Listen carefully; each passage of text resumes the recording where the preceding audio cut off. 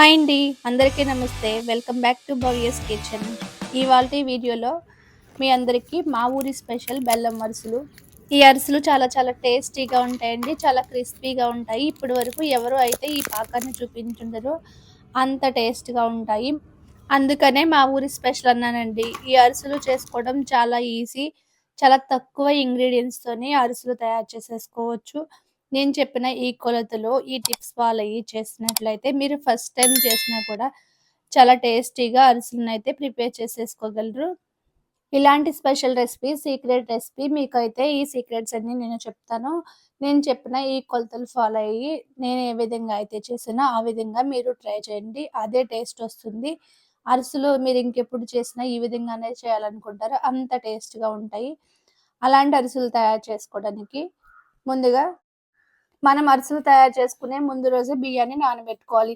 Kilo బెల్లానికి కేజీన్నర బియ్యాన్ని నానబెట్టుకోవాలి. ఇది స్టోర్ బియ్యం తీసుకుంటే పిండి బాగా అవుతుంది.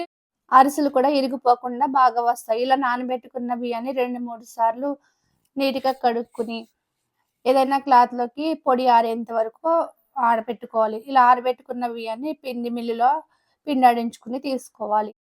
పిండి వంటలు చేసుకున్నప్పుడు ఎప్పుడూ ఎక్కువ క్వాంటిటీలోనే చేసుకుంటాం కాబట్టి మిల్లులో ఆడించుకుంటేనే పిండి బాగా అవుతుంది.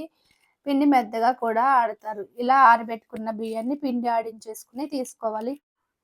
పిండిని ఆడించుకున్నాక ఏదైనా పళ్ళెంలోకి పిండిని జల్లించుకొని తీసుకోవాలి. పిండి జల్లించుకుంటున్నప్పుడు మనం చేతితో ఇలా ఇదుపుకొని జల్లించుకుంటే పిండి అంతా బాగా దిగిపోతుంది. అలాగే జల్లించుకున్న పిండిని ఆరిపోకుండా చేతితో ప్రెస్ చేసుకొని పళ్ళెంలో నొక్కు పెట్టుకోవాలి. ఇలా నొక్కు పెట్టుకోవడం వల్ల పిండి ఆరిపోకుండా ఉంటుంది. ఆరిపోకుండా ఉండడం వల్ల మనం పిండి పాకంలో ఏసినప్పుడు ఎక్కువ పిండి పడుతుంది. లేకపోతే పిండి అస్సలే పట్టదు. అలా పట్టకపోతే మనకు అరిసెల క్వాంటిటీ కూడా తక్కువ వస్తాయి. మనం అరిసెలు ఎప్పుడు చేసినా కూడా ఇలాంటి బెల్లాన్నే తీసుకోవాలి. బూరికి బెల్లి బెల్లం అంటారు కదండీ! ఇలాంటి బెల్లం తీసుకుంటే అరిసెలు చాలా బాగా వస్తాయి. మామూలు పంచదార బెల్లం తీసుకుంటే అరిసెలు అంత టేస్ట్‌గా ఉండవు. ఇలా బెల్లాన్ని తీసుకొని నేనైతే కిలో తీసుకున్నాను. కిలో బెల్లాన్ని ఒకసారి చెదగొట్టుకొని ఆ బెల్లాన్నంతటిని గిన్నెలో వేసుకోవాలి. మనం ఏ గిన్నెలో అయితే పాకం పట్టుకుంటున్నామో ఆ గిన్నెలోకి వేసుకొని కేజీ బెల్లానికి ఒక పావు లీటర్ వరకు నీళ్లు వేసుకోవాలి. నీళ్లు వేసుకొని స్టవ్ మీద పెట్టుకొని బెల్లాన్నంతా కరిగించుకోవాలి.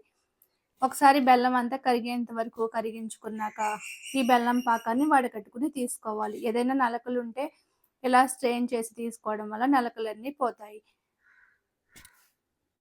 ఇప్పుడు మరలా స్టవ్ వెలిగించుకుని, అదే గిన్నె స్టవ్ మీద ఉంచుకొని, అందులోకి మనం వడగట్టుకుని తీసుకున్న బెల్లం పాకాన్ని వేసుకోవాలి. బెల్లం పాకం వేసుకుని స్టవ్‌ని హై ఫ్లేమ్‌లోనే ఉంచుకుని, పాకాన్నంతటిని కలుపుకుంటూ దగ్గరికయ్యేంత వరకు ఉడికించుకోవాలి. ఈ పాకం అంతా దగ్గరికయ్యి ఉడుకుతున్నప్పుడు మనకి అరిసెలకి పాకం అయితే వస్తుంది. పదే పదే చెక్ చేసుకోవసరం లేదు. మొత్తం అంతా బెల్లం పొంగుతూ నురగలొస్తుంది కదా! ఆ నురగలంతా ఆగిపోయే వరకు ఉంటే ఈ అరిసెల పాకం కరెక్ట్‌గా వస్తుంది.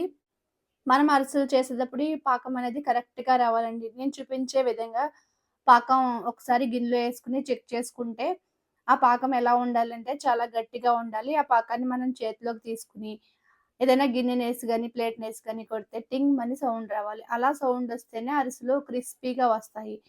ఇలా చూడండి నేను చూపించే ఈ విధంగా పాకం వచ్చాక స్టవ్ ఆపేసి ఆ గిన్నెని పక్కకు పెట్టుకొని, అందులోకి కొద్దిగా ఆయిల్ వేసుకోవాలి. ఆయిల్ వేసుకొని, మనం ఆడించి పెట్టించుకున్న పిండిని కొద్ది కొద్దిగా వేసుకుంటూ కలుపుకోవాలి. ఈ పాకం కలిపేటప్పుడు స్టీల్ గరిటెలను ఉపయోగించకూడదండి. స్టీల్ గరిటెలు ఉపయోగించుకుంటే గరిటె వంగిపోతుంది. ఇలాంటి చెక్క తెడ్డి గానీ, గరిటె గానీ ఇలాంటివి ఉపయోగించుకోవాలి. ఈ అరిసెలు చేసినప్పుడు ఎప్పుడూ ఒకరితో అయిపోదండి. ఇద్దరుండాలి. ఒకరు పిండి వేస్తుంటే, మరొకరు కలుపుతూ ఉంటే ఈ పాకంలోకి ఎక్కువ పిండి పడుతుంది. అలా కాకపోతే పిండంతా అలానే ఉండిపోతుంది. పాకమంతా చల్లారిపోతుంది. ఇలా పిండి వేసుకొని మొత్తం అంతా ఉండలు లేకుండా, పిండి ముద్దలు ఎక్కడా లేకుండా బాగా కలుపుకోవాలి. ఎంతవరకు కలుపుకోవాలంటే, మనం పిండి వేస్తున్నప్పుడు మన గరిటెకి పిండి జారకుండా ఉండే విధంగా పిండిని వేసుకోవాలి. ఇది చలికాలం కాబట్టి పిండి త్వరగా చల్లారిపోయి టైట్ అయిపోతుంది కాబట్టి కొద్దిగా పలుచగానే వేసుకోవాలి. ఇక్కడ నేను చూపిస్తున్నాను చూడండి. ఆ విధంగా వేసుకొని గిన్నె మీద మూత పెట్టుకొని పక్కన పెట్టుకోవాలి. ఇప్పుడు ఆ అరిసెలు తయారు చేసుకోవడం కోసం స్టవ్ వెలిగించుకుని స్టవ్ మీద కడాయి పెట్టుకొని అందులోకి ఆయిల్ వేసుకోవాలి. డీప్ ఫ్రైకి సరిపడా ఆయిల్ పెట్టుకొని ఆయిల్ బాగా వేడయ్యాక అరిసెలని ఈ విధంగా చేసుకోవాలి. ఏదైనా ప్లేట్ మీద అరిటాకు గానీ లేకపోతే ఆయిల్ ప్యాకెట్ కవర్ గాని తీసుకొని, ఆ కవర్‌కి కొద్దిగా ఆయిల్ అప్లై చేసుకొని, అరిసెలను కొద్ది కొద్దిగా పిండి ముద్ద తీసుకొని అరిసెలుగా చేసుకొని వేసుకోవాలి. అరిసెలు ఎంత పలుచగా చేసుకుంటే అంత క్రిస్పీగా వస్తాయండి. ఇలా చేసుకున్నాక ఆయిల్‌లోకి స్లోగా వదలాలి. నేను చూపిస్తున్నాను చూడండి. ఈ విధంగా వదలాలి. అరిసె వేసాక ఒక పక్కన వేగాక మరొక పక్కకి తిప్పుకొని మంచి గోల్డెన్ బ్రౌన్ కలర్ వచ్చేంత వరకు ఫ్రై చేసుకొని అరిసెలను ఈ విధంగా తీసుకోవాలి. అరిసెలు తీసుకునే గరిటెలుంటాయి కదా! ఈటిలిని అప్పకలంటారండి. ఆటితో తీసుకోవచ్చు. లేకపోతే మన దగ్గర చిల్లులు గరిటె ఉంటది కదా! దాంతో అయినా తీసుకొని ఆయిల్‌నంతటిని వాడిపోయేంత వరకు అలానే పక్కన పెట్టుకోవాలి.